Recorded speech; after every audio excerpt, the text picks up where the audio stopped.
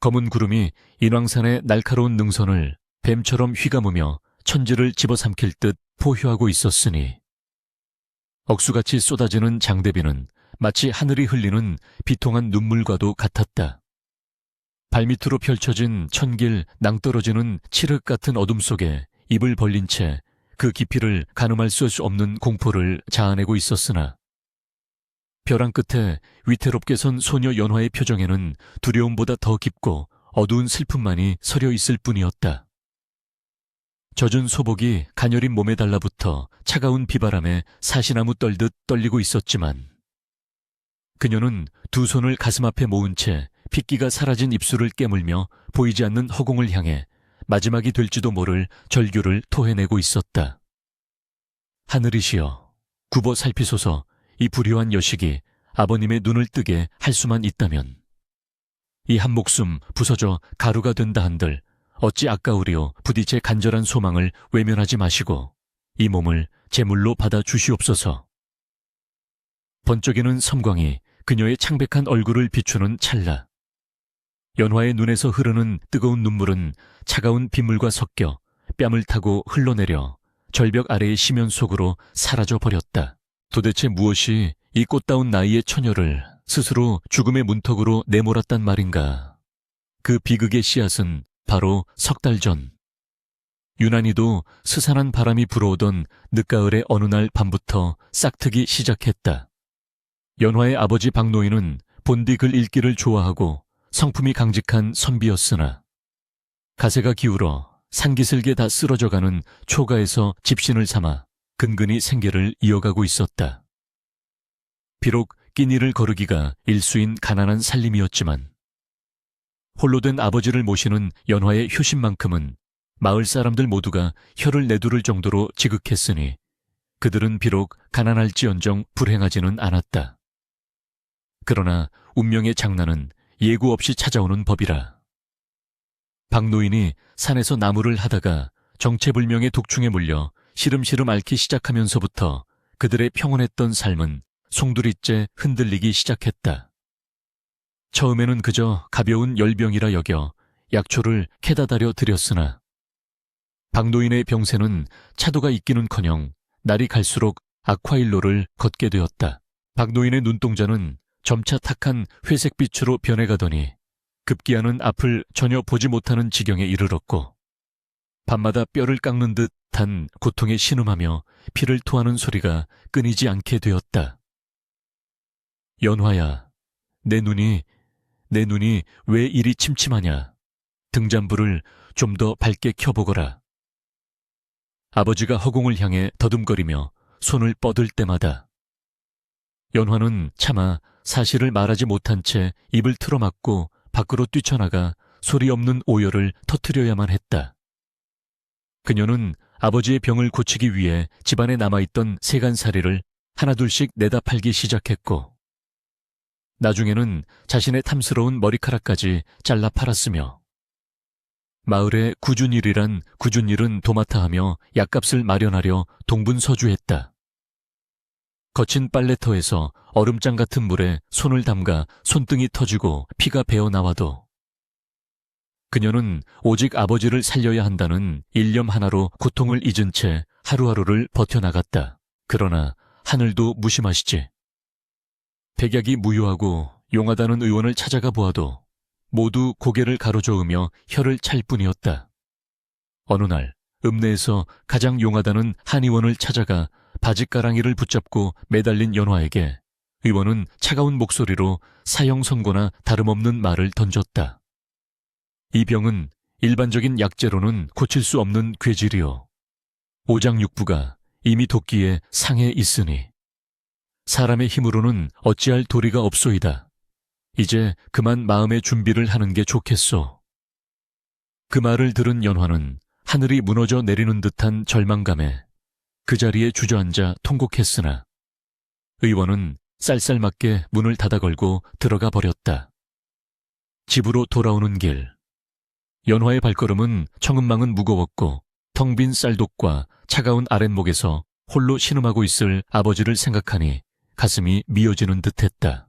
그날 밤 지쳐 쓰러져 잠든 연화의 꿈속에 하얀 수염을 길게 늘어뜨린 산신령이 나타나 기이한 계시를 내려주었다. 효성이 지극한 아이야. 내 정성이 갸륵하여 내 너에게 살 길을 알려주마. 내 아비의 병을 고칠 수 있는 유일한 약은 천년 묵은 산삼, 즉 천년 삼뿐이니라. 허나 그 약은 사람의 발길이 닿지 않는 험준한 절벽 끝에만 자라나며 그것을 얻기 위해서는 목숨을 건 대가를 치러야 할 것이다. 꿈에서 깬 연화는 식은땀을 흘리며 깨어났으나 그것이 단순한 꿈이 아닌 신의 계시임을 직감적으로 느꼈다. 지푸라기라도 잡고 싶은 심정이었던 그녀는 다음날 날이 밝기가 무섭게 마을 어르신들을 찾아다니며 천년삼에 대한 전설을 수소문하기 시작했다. 마을 사람들은 하나같이 고개를 저으며 만류했다. 천년삼이라니 그건 전설 속에나 나오는 영약이 아니더냐. 듣자 하니 인왕산 깊은 골짜기. 독수리조차 둥지를 틀지 못한다는 깎아질은 절벽 위에 핀다는 말이 있긴 하다만 그곳에 갔다가 살아서 돌아온 사람이 없다고 들었다. 네가 아무리 효녀라 한들 그곳에 가는 것은 죽으러 가는 것이나 마찬가지야. 사람들의 만류에도 불구하고 연화의 눈빛은 흔들리지 않았으니 아버지가 어둠 속에서 고통받으며 죽어가는 것을 지켜보느니 차라리 죽음을 무릅쓰고서라도 약을 구해보겠다는 결연한 의지가 그녀의 가슴속에서 타오르고 있었기 때문이었다. 그녀는 찢어진 치맛자락을 단단히 여미고 헤어진 집신 끈을 다시 묶으며 아버지가 잠든 방문을 향해 큰 절을 올렸다. 아버님, 소년과 잠시 다녀오겠습니다. 부디 기다려 주십시오. 연화가 산을 오르기 시작했을 때 하늘은 이미 심상치 않은 기운을 내뿜으며 검은 구름을 몰고 오고 있었다. 험한 산길을 헤치고 나뭇가지에 살이 찢기고 돌부리에 걸려 넘어지면서도 그녀는 멈추지 않았고 거친 숨을 몰아쉬며 산신령이 일러준 방향으로 한 걸음 한 걸음 나아갔다. 굶주림과 피로로 현기증이 일었지만 눈앞에 아른거리는 아버지의 얼굴이 그녀를 일으켜 세웠다. 마침내 그녀가 도착한 곳은 바로 이야기의 서두에서 보았던 그 아찔한 절벽 위였다. 천길 낭떠러지 아래로는 검푸른 강물이 소용돌이치고 있었고 절벽 틈바구니 사이로 신비로운 붉은 빛을 내뿜는 약초 한 뿌리가 위태롭게 매달려 있는 것이 보였다. 그것은 분명 꿈속에서 보았던 천년삼이었다. 하지만 천년삼이 자라난 곳은 사람이 도저히 손을 뻗어 닿을 수 없는 가파른 바위 틈새였고 발을 조금만 잘못 디뎌도 천길 낭떠러지로 추락할 수밖에 없는 절체절명의 위치였다. 거센 비바람이 몰아치며 연화의 몸을 휘청거리게 만들었고 바위는 빗물에 젖어 미끄럽기 그지없었다. 연화는 공포에 질려 뒷걸음질 치고 싶은 마음이 굴뚝 같았으나 집에서 기다리고 있을 아버지를 생각하며 이를 악물었다. 그녀는 자신의 허리춤에 묶여있던 무명천을 풀어 한쪽 끝을 인근의 소나무에 단단히 묶고 다른 한쪽을 자신의 허리에 감았다. 그리고는 떨리는 손으로 바위 틈을 부여잡고 천천히, 아주 천천히 절벽 아래로 몸을 내리기 시작했다. 차가운 빗물이 눈을 찔러 앞을 분간하기 힘들었고 손끝은 감각이 없을 정도로 얼어붙어 바위를 잡는 힘이 점점 빠져나가고 있었다. 조금만 더. 연화가 손을 뻗어 천년삼에 닿으려는 찰나 지지하고 있던 바위가 부서져 내리며 그녀의 몸이 허공으로 붕 떴다. 아, 짧은 비명과 함께 그녀는 허리춤에 묶인 무명천 하나에 의지해 대롱대롱 매달리는 신세가 되었다. 위를 올려다보니 오래된 소나무 뿌리가 빗물에 젖은 흙 밖으로 드러나 위태롭게 흔들리고 있었고 금방이라도 뿌리째 뽑혀 나갈 듯한 기세였다. 죽음의 공포가 엄습해 왔으나 그 순간 그녀의 눈에 들어온 것은 바로 눈앞에 붉게 빛나는 천년삼이었다. 연화는 죽음을 각오하고 다시 한번 손을 뻗었다. 손가락 끝이 약초에 줄기에 닿았고 그녀는 있는 힘을 다해 그것을 움켜쥐었다. 그 순간 우지끈하는 소리와 함께 소나무 뿌리가 뽑혀 나갔고 연화의 몸은 중심을 잃고 낭떠러지 아래로 곤두박질치기 시작했다. 추락하는 그 짧은 순간 연화의 머릿속에는 오직 아버지에게 이 약을 전해야 한다는 생각뿐이었다. 다행히도 그녀의 몸은 절벽 중간에 튀어나온 나무 줄기에 걸려 멈추었으나 정신을 잃고 말았다. 얼마나 시간이 지났을까? 눈을 뜬 연화는 온몸이 부서질 듯한 고통을 느꼈으나 품속을 더듬어 천년삼이 무사한지 확인하고는 안도의 한숨을 내쉬었다. 구사일생으로 목숨을 건진 그녀는 피투성이가 된 몸을 이끌고 벼랑을 기어올라 집으로 향했다. 천신만고 끝에 집으로 돌아온 연화는 정성스레 천년삼을 다려 아버지께 드렸다. 약을 드신 박노인은 며칠 만에 깊은 잠에서 깨어나 기력을 회복하는 듯 했으나 야속하게도 앞을 보지 못하는 눈만큼은 여전히 뜨이지 않았다. 실망감을 감추지 못하는 연화에게 지나가던 스님이 문정얼식을 하며 충격적인 말을 던졌다. 이 약은 생명을 연장해 줄 수는 있으나 잃어버린 시력을 되찾게 하기 위해서는 더 큰 정성이 필요하오.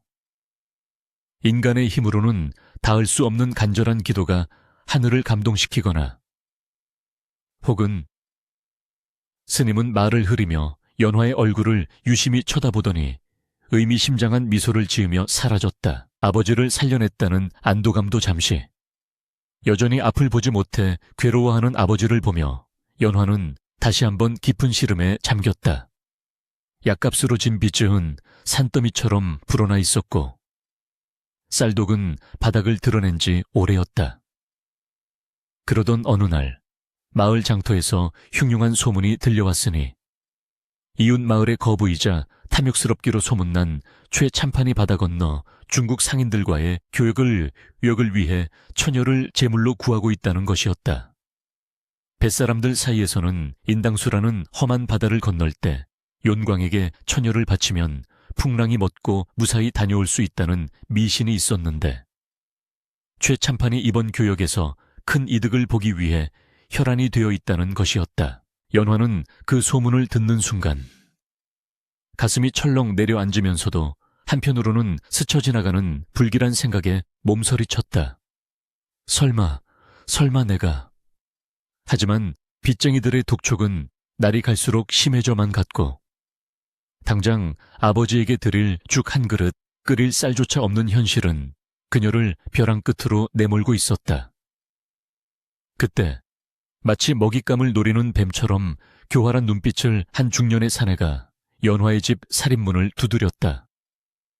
그는 최 참판의 집사였다. 그는 연화의 딱한 사정을 이미 다 알고 있다는 듯 혀를 차며 비단 주머니 하나를 꺼내어 마루 위에 올려놓았다. 이 안에 든 돈이면 자네 아버지의 남은 여생을 편안히 모실 수 있을 걸세. 우리 최 참판 어른께서 자네의 효심에 감동하여 특별히 제안하는 것이니 잘 생각해 보게나. 그 돈은 공양미 300석을 살 수 있는 거금이자 동시에 연화의 목숨값이기도 했다. 아버지를 위해 자신의 목숨을 팔 것인가? 아니면 이대로 굶어 죽을 것인가? 연화의 눈동자가 심하게 흔들렸고 방문 너머로 들려오는 아버지의 거친 기침 소리가 그녀의 가슴을 후벼 팠다.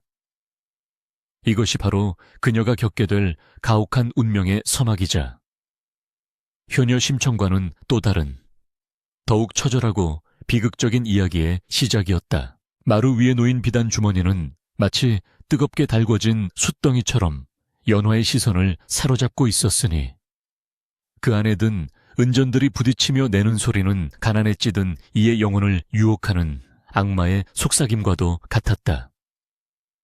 연화는 떨리는 손으로 그 주머니를 집어들었으나 이내 화들짝 놀라며 그것을 다시 내려놓았다. 그것은 단순한 돈이 아니라 자신의 목숨값이었으며 아버지를 홀로 남겨두고 저승길로 떠나야 하는 비정한 계약의 증표였기 때문이었다.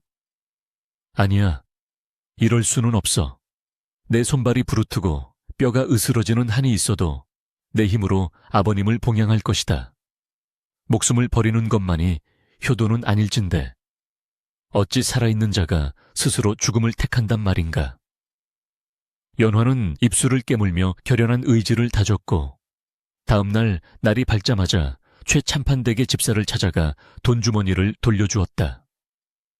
집사는 연화의 굳은 표정을 보며 비릿한 조소를 흘렸으나 그 눈빛 속에는 내가 얼마나 버티나 보자는 잔인한 계산이 숨어 있었다. 계절은 어느덧 만추를 지나 엄동설 안으로 접어들고 있었으니 인왕산 자락에 불어닥치는 칼바람은 가난한 이들의 살점을 도려낼 듯 맹렬했다.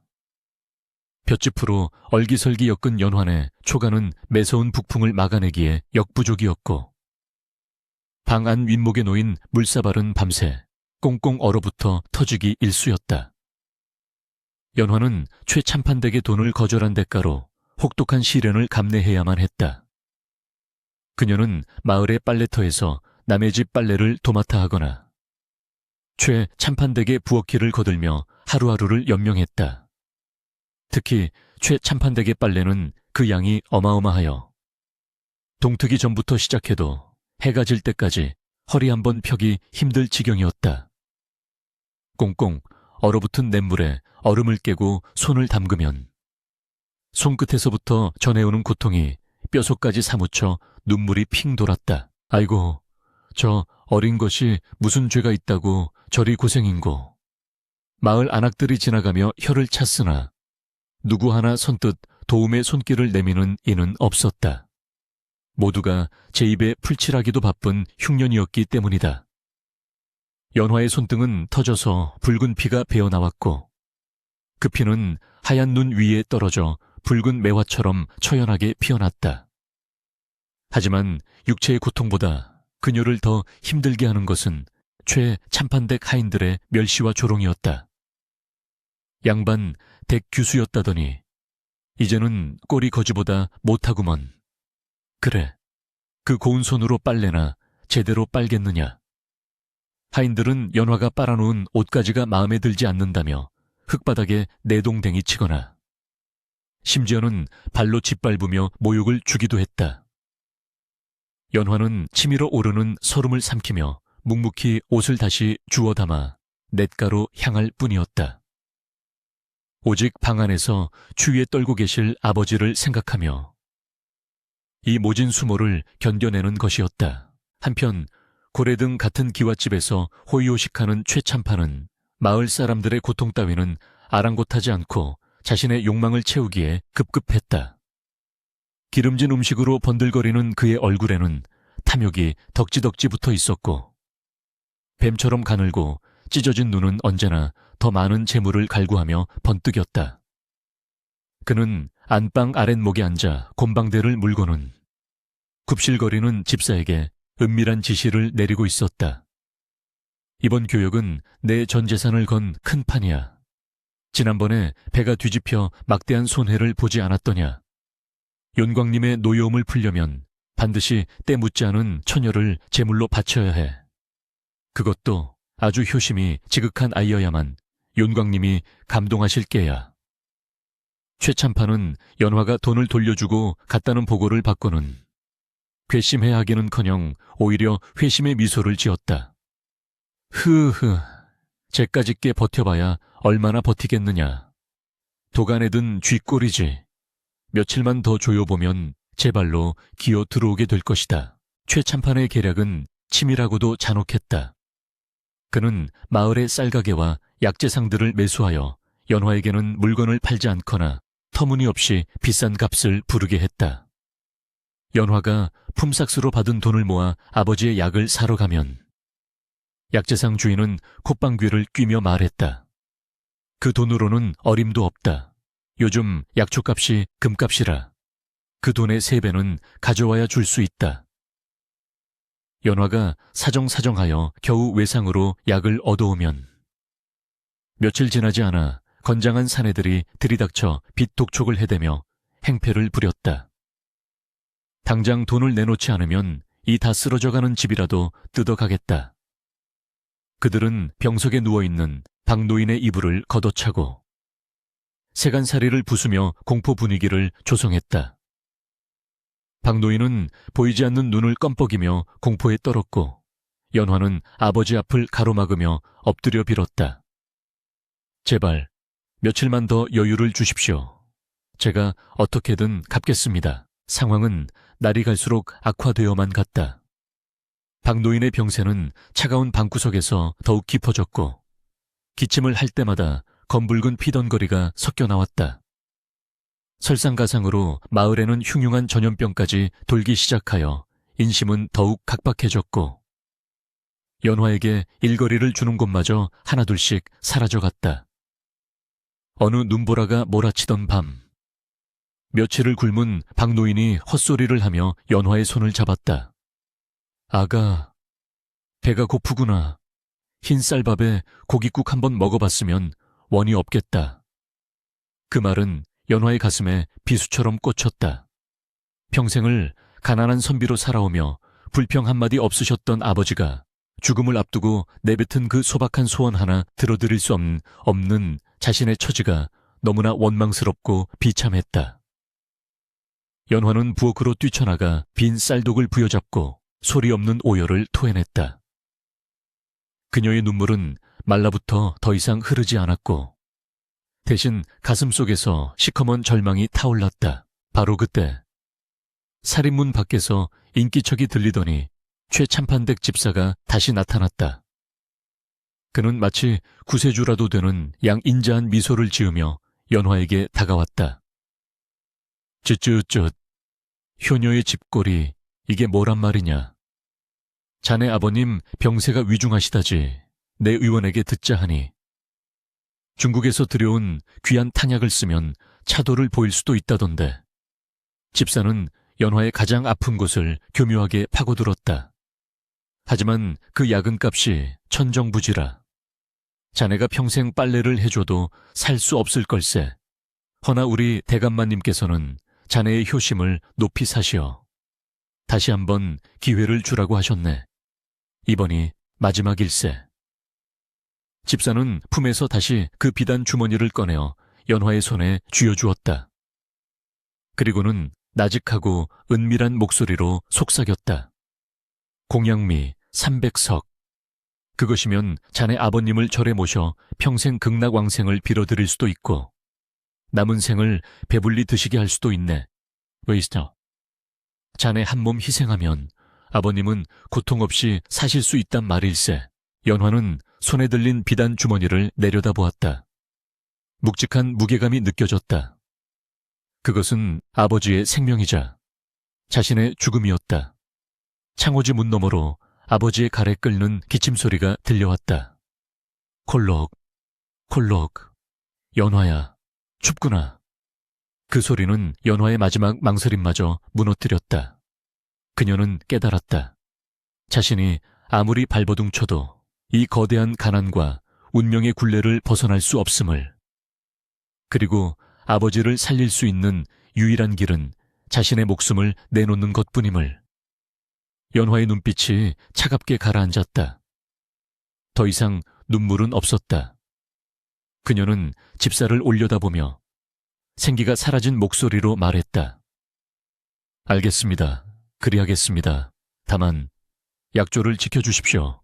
제가 떠난 후 아버님을 끝까지 보살펴 주신다고. 집사는 회심의 미소를 지으며 고개를 끄덕였다.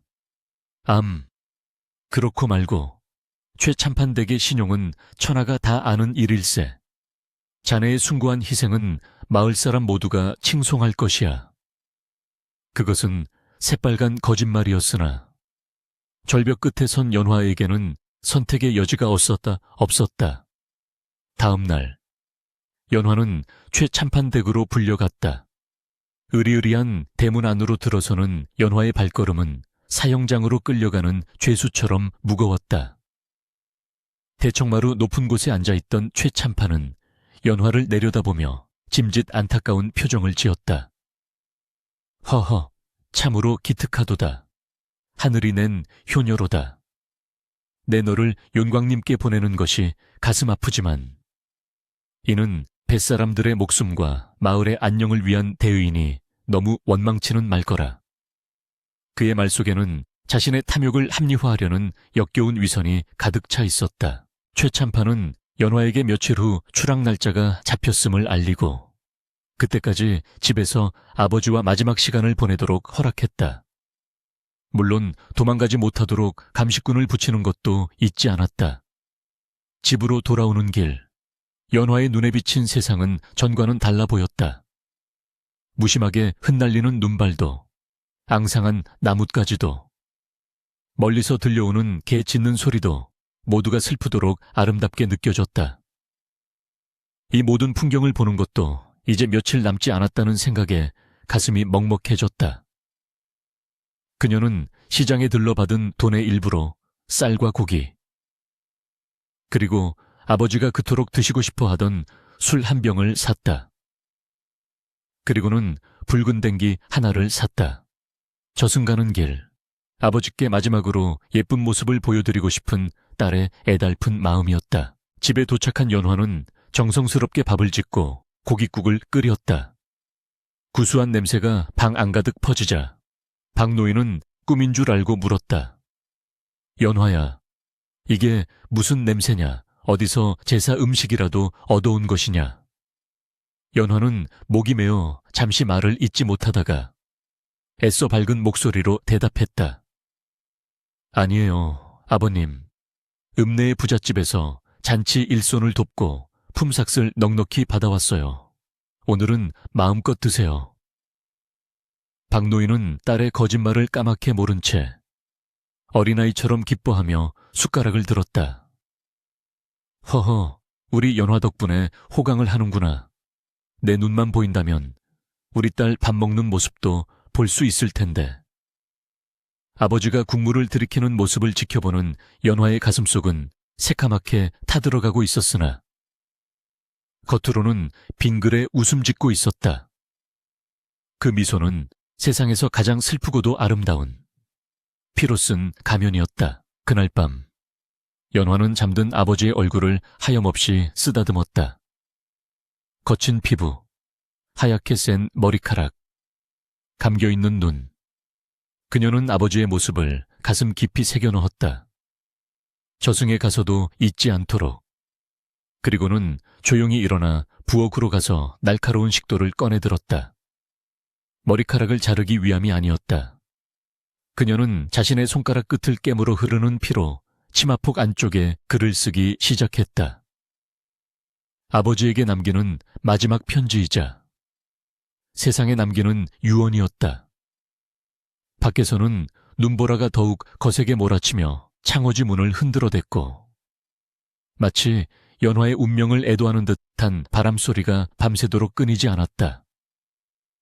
탐욕의 그림자는 이제 완전히 연화를 집어삼켰고 인당수의 검푸른 물결은 저 멀리서 아가리를 벌린 채 그녀를 기다리고 있었다. 새벽달개 울음소리가 칠흑 같은 어둠을 가르며 날카로운 비수처럼 연화의 가슴에 꽂혔으니 그것은 새로운 아침을 알리는 희망의 노래가 아니라 이승에서의 마지막 날을 알리는 저승사자의 종소리와도 같았다.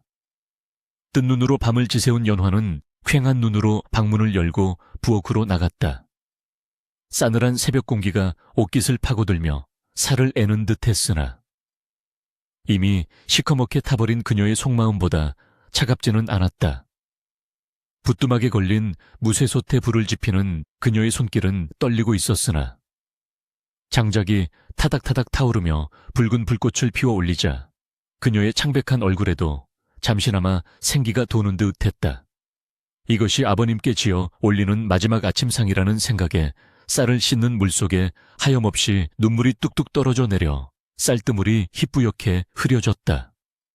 아버님, 부디 이 밥을 드시고 오래오래 만수무강하소서. 불효한 여식은 먼저 가오나 제 혼백이라도 남아 아버님 곁을 지킬 것이옵니다. 밥이 끓는 동안 연화는 방으로 들어가 잠든 아버지의 발치에 앉았다. 낡은 이불 밖으로 삐져나온 아버지의 거친 발은 그간의 고단한 삶을 대변하듯 굳은 살이 박히고 터져 있었다. 연화는 자신의 볼을 아버지의 발에 비비며 소리 없는 오열을 삼켰다.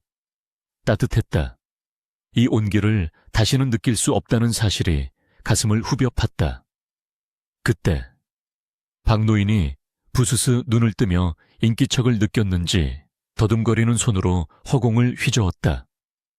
연화냐, 벌써 날이 밝았느냐, 오늘따라 맛있는 밥 냄새가 유난히 구수하구나. 아무것도 모른 채 해맑게 웃으시는 아버지의 모습에 연화는 터져나오는 울음을 억지로 집어삼키며 짐짓 명랑한 목소리로 대답했다. 네, 아버님, 오늘은 특별한 날이라 쌀밥을 지었어요. 어서 일어나 세수하시고 진지 드세요. 아침상을 차려드리고 숟가락에 밥을 꾹꾹 눌러 담아 아버지의 입에 넣어드리는 연화의 손은 가늘게 떨리고 있었다. 박노인은 오랜만에 맛보는 기름진 쌀밥과 고깃국 맛에 취해 연신 감탄하며 그릇을 비워냈다. 하허, 꿀맛이로구나. 우리 연화가 어디서 이런 귀한 음식을 구해왔을고. 내 평생 이렇게 맛있는 밥은 처음이다. 아버지가 국물 한 방울까지 싹 비우는 것을 지켜본 연화는 이제 때가 되었음을 직감하고 밥상머리에서 조용히 무릎을 꿇고 앉았다. 그리고는 떨리는 목소리로, 하지만 또렷하게 입을 열었다. 아버님, 드릴 말씀이 있어요. 연화의 심상치 않은 목소리에 박노인은 숟가락을 놓고 귀를 기울였다. 그래, 무슨 일이냐? 목소리가 왜 그리 젖어 있느냐? 연화는 숨을 깊게 들이쉬며 준비해둔 거짓말을 꺼냈다. 사실 제가 읍내의 장 승상댁에 양녀로 들어가기로 했어요. 그 댁마님께서 저를 어여삐 여기시어 수양딸로 삼고 싶다고 하셔. 대신 아버님께는 평생 드실 쌀과 약재를 보내주신다고 하니 저는 오늘 그 댁으로 떠나야 해요. 차마 팔려간다는 말, 죽으러 간다는 말은 할 수 없어 지어낸 말이었다. 박노인은 잠시 멍하니 있다가 화들짝 놀라며 손을 내저었다. 그게 무슨 소리냐, 양녀라니. 내가 굶어 죽는 한이 있어도 내 딸을 남의 집에 보낼 수는 없다. 안 된다. 절대 안 돼. 박노인의 완강한 반대에 연화는 눈물을 흘리며 아버지의 손을 꼭 잡았다. 아버님, 제발 제 뜻을 따라주세요. 아버님 눈을 뜨게 할 공양미 300석을. 절에 시주하려면 이 길밖에 없어요. 제가 그 댁에 가서 잘 지내면 아버님도 호강하시고 눈도 뜨실 수 있잖아요. 멀리 가는 것도 아니고 읍내에 있으니 자주 찾아뵐게요. 연화의 간곡한 설득과 눈물 어린 호소에 박노인은 결국 긴 한숨을 내쉬며 고개를 떨구었다. 가난이 원수였다. 자신의 무능함이 죄였다. 오냐, 내 효심이 그러하다면 어찌 말리겠느냐. 부디 몸조심하고 자주 소식 전하거라. 박노인은 딸의 손을 잡고 하염없이 눈물을 흘렸고 연화는 그런 아버지를 부둥켜 안고 마지막 천을 나누었다. 그때 살인문 밖에서 거친 사내들의 목소리가 들려왔다. 박소저, 시간이 다 되었소. 배가 곧 출항하니 어서 나오시오. 최참판이 보낸 뱃사람들이었다. 그들의 목소리는 마치 지옥에서 온 사자들의 외침처럼 들렸다. 연화는 화들짝 놀라며 아버지에게서 떨어졌다. 아버님, 이제 가야 해요. 저 사람들이 데리러 왔어요. 연화는 서둘러 보따리를 챙겨들고 일어섰다. 박노인은 무언가 이상한 낌새를 챘는지 다급하게 연화의 옷자락을 붙잡았다. 아가, 밖에게 누구냐? 장승상댁 하인들이냐? 목소리가 어찌 저리 험악하냐? 연화는 아버지의 손을 조심스럽게 떼어내며 마지막 거짓말을 했다. 네, 가마꾼들이라 목소리가 좀 커서 그래요. 걱정 마시고 편히 계세요. 밥상 옆에 물과 약을 두었으니 꼭 챙겨 드시고요. 연화는 뒤도 돌아보지 않고 방문을 나섰다. 뒤를 돌아보면 발길이 떨어지지 않을 것 같아서였다. 마당에 들어선 뱃사람들은 연화를 위아래로 훑어보며 재촉했다. 늦으면 물때를 놓치오. 서두르시오. 연화는 그들을 따라 나서며 마지막으로 뒤를 돌아 초갓집을 바라보았다. 찌그러진 지붕, 흙담, 그리고 그 안에 홀로 남겨진 아버지. 아버님, 불이오녀 연화는 갑니다. 부디 건강하세요. 그녀는 마음속으로 피를 토하듯 작별을 고하고 살인문을 나섰다. 동네 어귀를 지날 때 소식을 들은 마을 사람들이 하나둘씩 나와 혀를 차며 안타까워했다.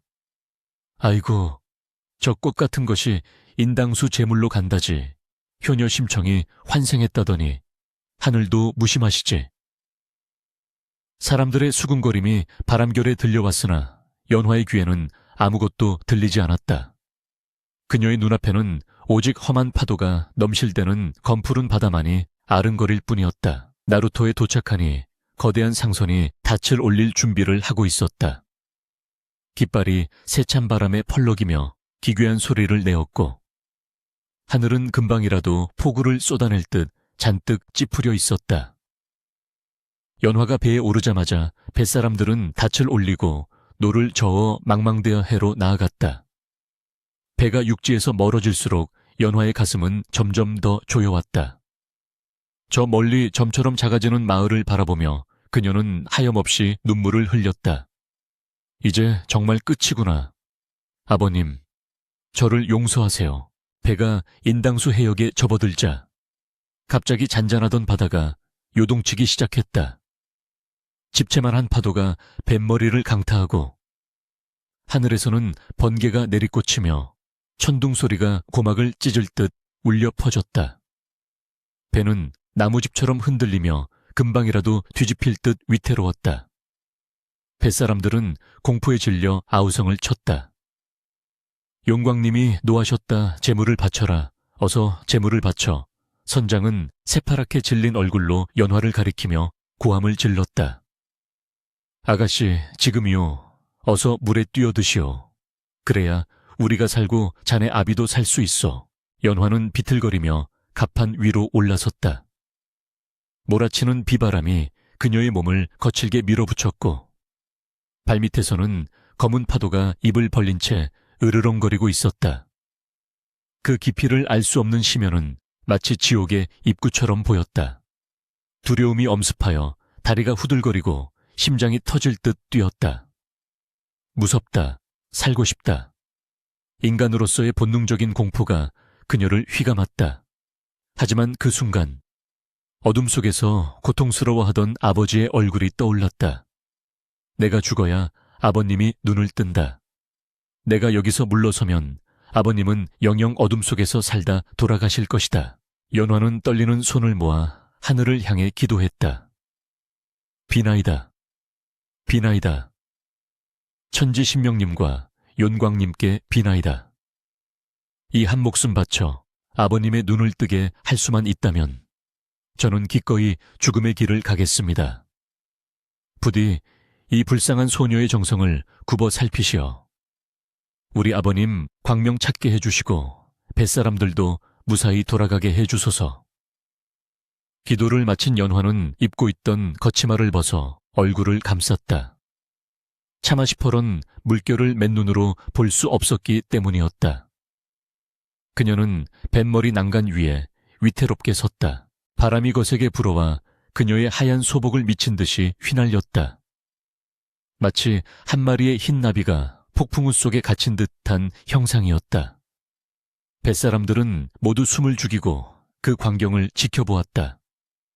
그들조차도 어린 소녀의 숭고한 희생 앞에 경외감을 느끼며 고개를 숙였다. 아버님, 연화는 마지막으로 아버지의 이름을 목 놓아 부르며 허공을 향해 몸을 던졌다. 첨벙 거대한 물기둥이 치솟으며 연화의 작은 몸을 집어삼켰다. 사나운 파도는 순식간에 그녀를 덮쳐 심해의 깊은 어둠 속으로 끌고 들어갔다.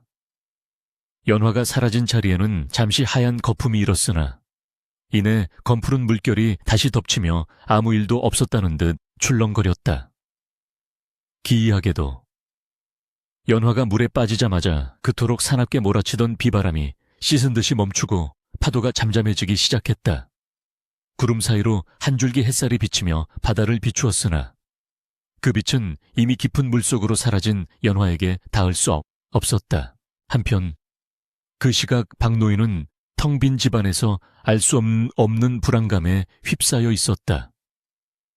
밖에서 들려오던 바람 소리가 뚝 그치자 그의 가슴 한구석이 쿵 하고 내려앉는 듯한 통증을 느꼈다. 연화야, 연화야. 그는 본능적으로 딸의 이름을 불렀으나 돌아오는 것은 공허한 메아리뿐이었다. 그는 더듬거리며 방문을 열고 마루로 기어 나왔다. 마당에 덩그러니 놓인 딸의 신발 한 짝이 그의 손에 잡혔다. 연화가 급히 나가느라 미처 챙기지 못한 낡은 꽃신이었다. 박노인은 그 신발을 가슴에 품고 목 놓아 울었다. 아가 어딜 간 것이냐, 이 애비만 두고 어딜 간 것이냐. 그의 텅 빈 눈에서 피눈물이 흘러내려 낡은 꽃신을 붉게 적셨다. 깊은 바닷속, 차가운 물살에 휘말려 정신을 잃어가던 연화의 몸은 바닥으로 가라앉지 않고 신비로운 기운에 감싸여 어디론가 떠내려가고 있었다. 의식이 흐려지는 와중에도 그녀는 오직 아버지의 얼굴만을 떠올리고 있었으니 그녀의 지극한 효심은 차가운 바닷물조차 얼리지 못한 채 붉은 혈루가 되어 깊은 심해를 울리고 있었다. 이것은 끝이 아니었다. 하늘과 땅, 그리고 바다가 그녀의 희생을 지켜보고 있었고 전설은 이제 막 그 신비로운 이면을 드러내려 하고 있었다. 인당수의 푸른 물결이 연화의 가녀린 몸을 삼키고 난 뒤 세상은 거짓말처럼 고요해졌다. 폭풍우가 휩쓸고 지나간 자리에 따스한 햇살이 내리쬐었으나 인왕산 자락의 촉에는 뼛속까지 시린 정막만이 감돌고 있었다. 박노인은 텅 빈 방 안에서 딸이 마지막으로 차려놓은 식은 밥상을 앞에 두고 멍하니 앉아 있었다. 연화야, 해가 중천에 떴는데 어찌 기척이 없느냐. 그는 불안한 마음에 손을 더듬어 물사발을 찾았다. 딸이 이 물을 드시면 기운이 나실 거예요라며 간곡히 당부했던 그 물이었다. 목이 타들어가는 갈증에 박노인은 단숨에 물을 들이켰다.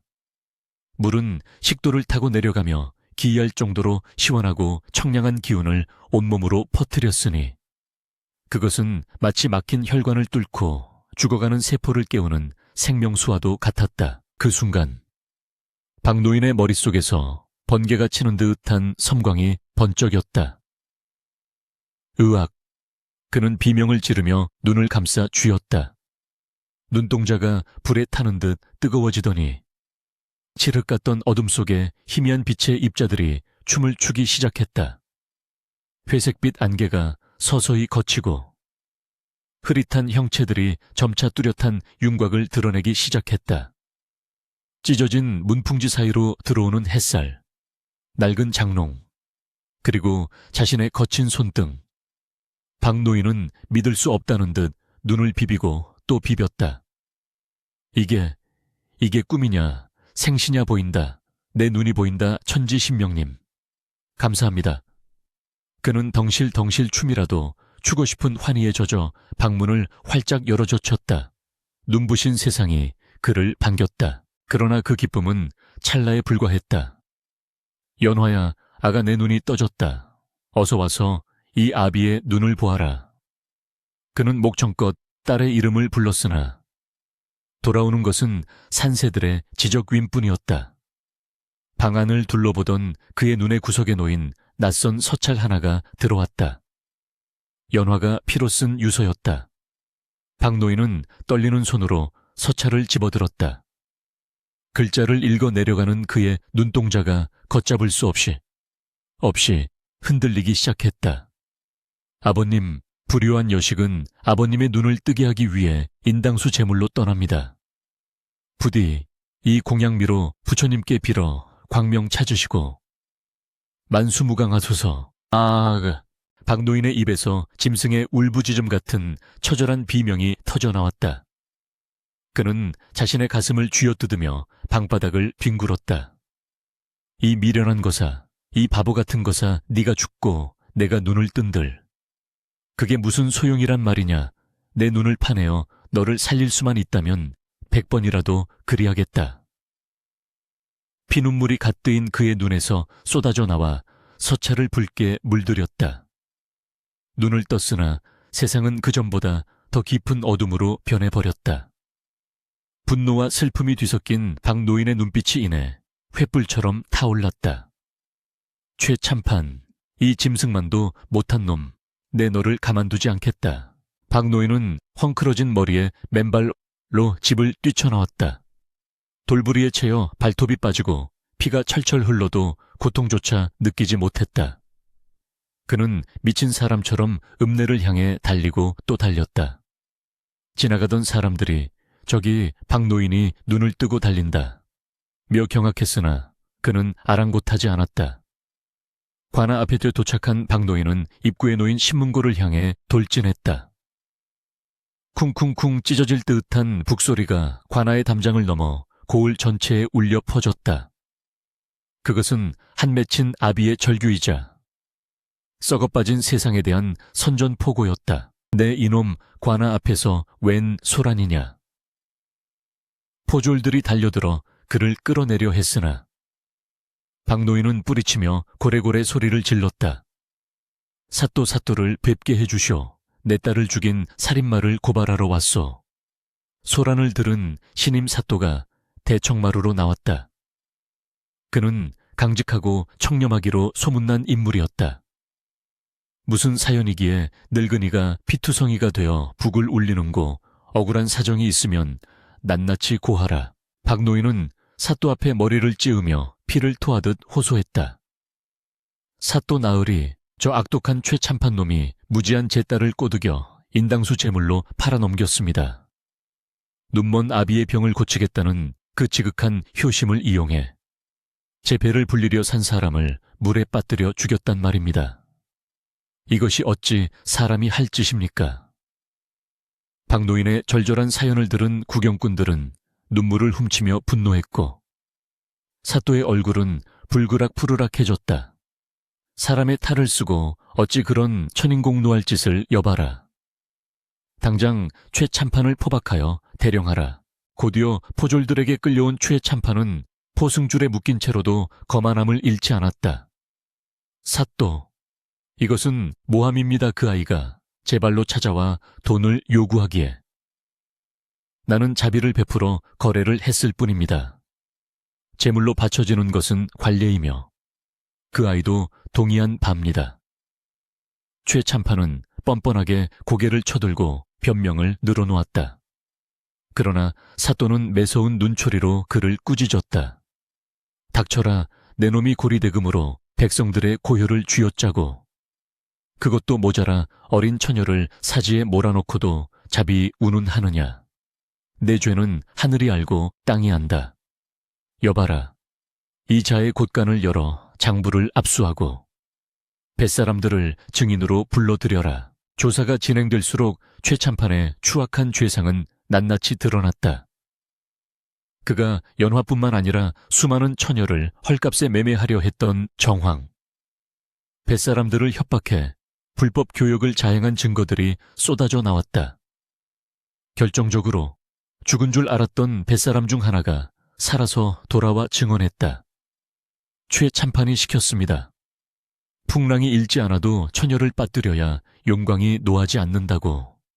우리도 반대했지만 가족을 볼모로 협박하여 어쩔 수 없었습니다. 증언을 들은 최참판의 얼굴이 사색이 되어 벌벌 떨기 시작했다. 사또는 대로하여 판결을 내렸다. 내 이놈, 내 죄는 능지처참에 처해도 모자라다. 저놈을 당장 하옥하고 전 재산을 몰수하여 빈민들에게 나눠주라.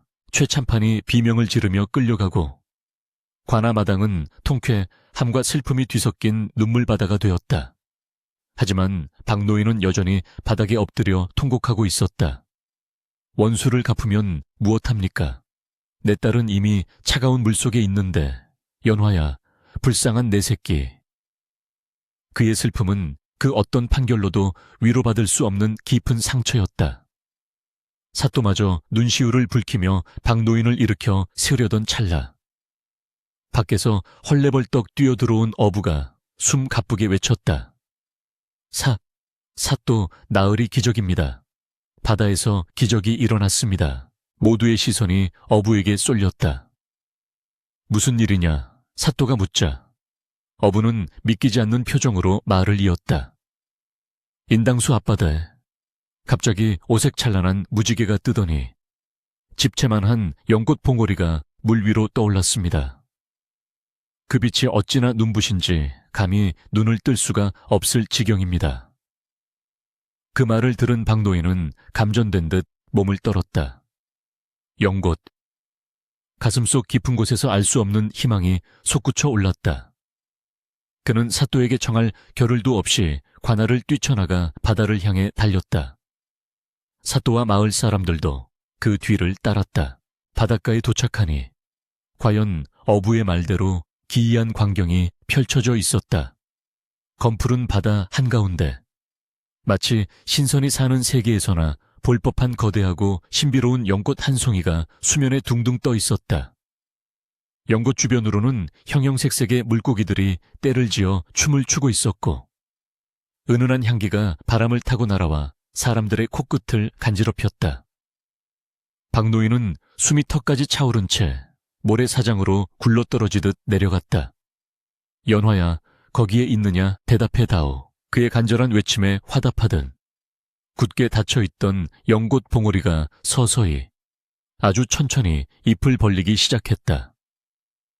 꽃이 하나가 열릴 때마다 찬란한 금빛 서광이 뿜어져 나와 온 세상을 환하게 비추었다. 사람들은 경이로움에 탄성을 지르며 그 자리에 무릎을 꿇었다. 마침내 마지막 꽃잎이 활짝 젖혀지자 그 안에는 믿을 수 없는 모습이 드러났다.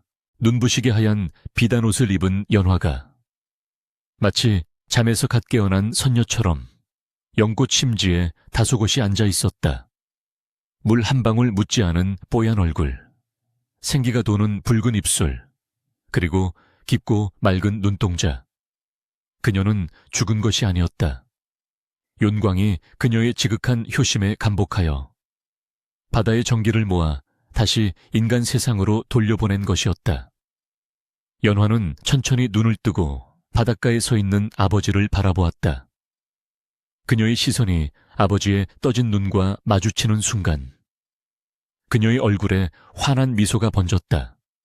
그것은 세상의 모든 어둠을 몰아내는 태양보다 더 밝고 따뜻한 미소였다. 아베오님, 연화의 맑은 목소리가 파도 소리를 뚫고 울려 퍼졌다. 박노인은 비틀거리며 바다로 뛰어들었다.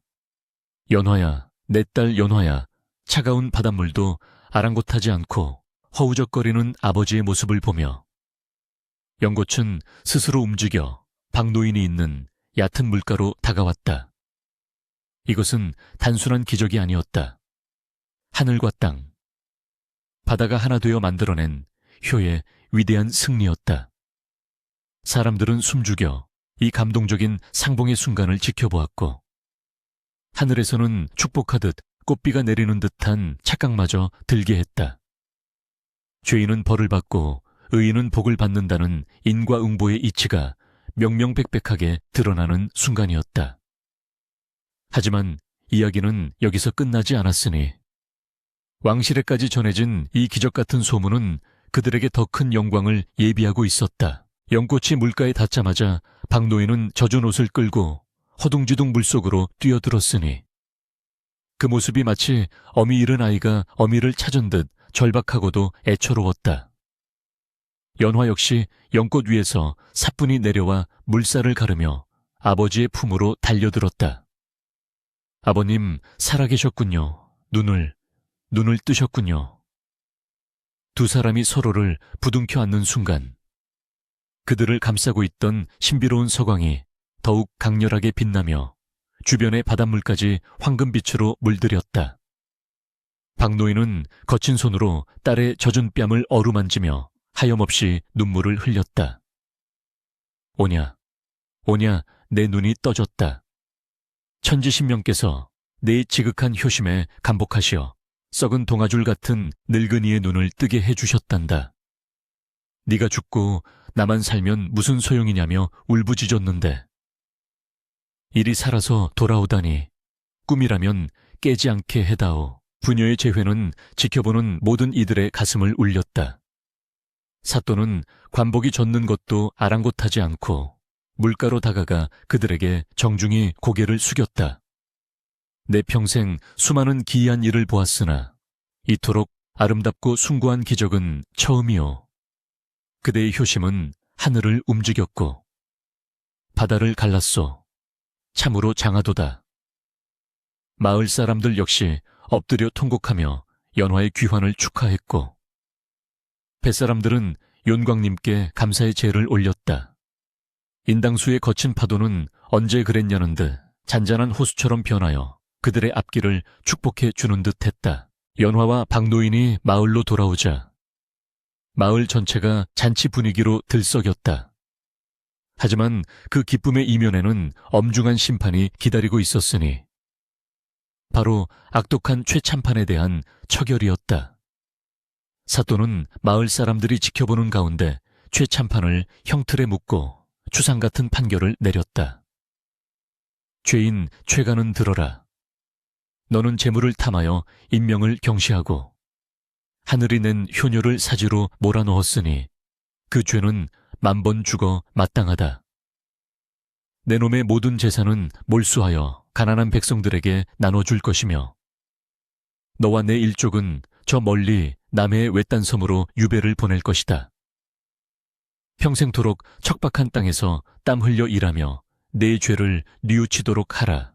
최참판은 살려달라고 애원하며 발버둥 쳤으나 누구 하나 그를 동정하는 이는 없었다. 그의 집 곳간이 열리자 쌀과 비단이 쏟아져 나왔고 굶주리던 마을 사람들은 연화의 덕분에 배불리 먹을 수 있게 되었다. 악인은 몰락하고 의인은 승리하는 권선징각의 현장이었다. 최참판이 굴비 엮이듯 포승줄에 묶여 마을을 떠나던 날 사람들은 그 뒤에 대고 소금을 뿌리며 침을 뱉었으나 연화는 그저 조용히 눈을 감고 그들의 뒷모습을 배웅할 뿐이었다. 원망조차 사치라 여길 만큼 그녀의 마음은 이미 평온의 경지에 이르러 있었기 때문이다. 이 기적 같은 이야기는 바람을 타고 천리박 한양 도성까지 전해졌다. 저작거리의 이야기꾼들은 침을 튀기며 인왕산 효녀 연화의 이야기를 읊어댔고 그 소문은 마침내 구중궁궐 깊은 곳 임금님의 귀에까지 들어가게 되었다.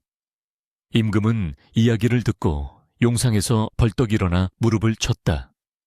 과인이 덕이 부족하여 백성들이 고통받는 줄 알았더니 초야에 이토록 훌륭한 효녀가 있어 나라의 기강을 바로 세웠구나. 이는 짐에게도 큰 깨달음을 주는 일이니 마땅히 포상하여 만백성의 귀감으로 삼으라. 얼마 후 박노인의 허름한 초가집 앞에 어명이 도착했다.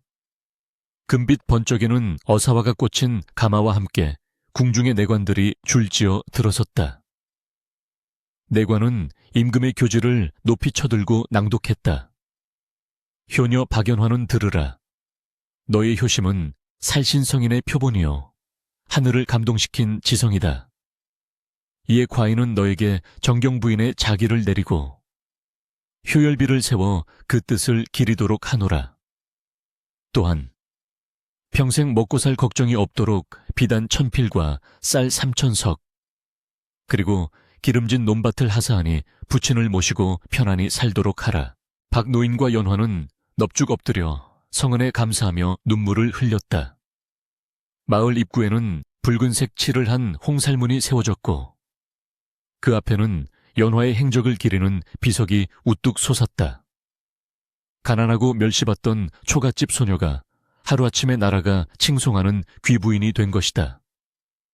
하지만 연화는 비단옷을 입고 고래등 같은 기와집에서 살게 되었음에도 결코 거만해지거나 사치하지 않았다.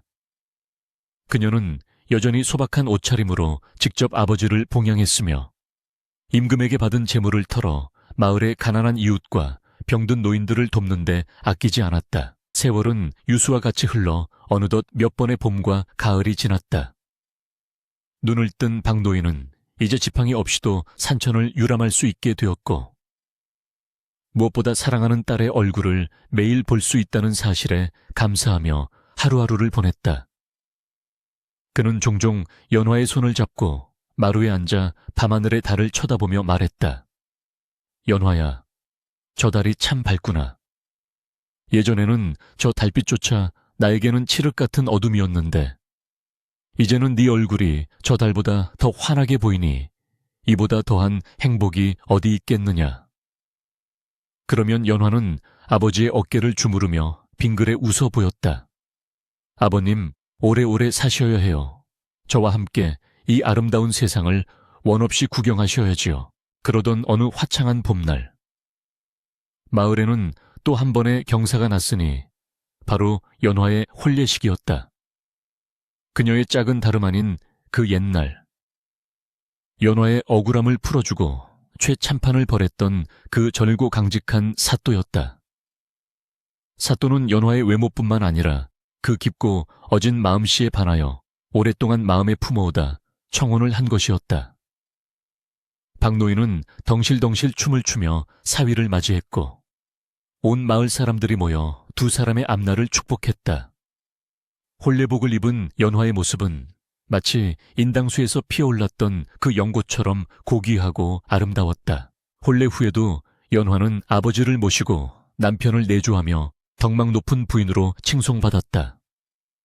그녀는 슬에 자녀를 많이 두었는데 아이들은 할아버지를 공경하고 부모에게 효도하며 자라나 가문을 더욱 빛냈다. 박노인은 증손자의 재롱까지 보며 천수를 누리다가 어느 따뜻한 날 낮잠을 자듯 평온하게 세상을 떠났다. 연화는 아버지의 임종을 지키며 슬퍼했으나 곡소리보다는 감사의 기도를 올렸다. 아버님, 이제 고통 없는 곳에서 편히 쉬세요. 다음 생에도 부디 저의 아버님이 되어주세요. 연화 역시 천수를 누리고 백발의 노인이 되어 생을 마감할 때까지 그녀의 집 앞 정려문에는 사람들의 발길이 끊이지 않았다. 사람들은 삶이 힘들고 부모에게 소홀해질 때마다 연화의 비석을 찾아보며 마음을 다잡았다.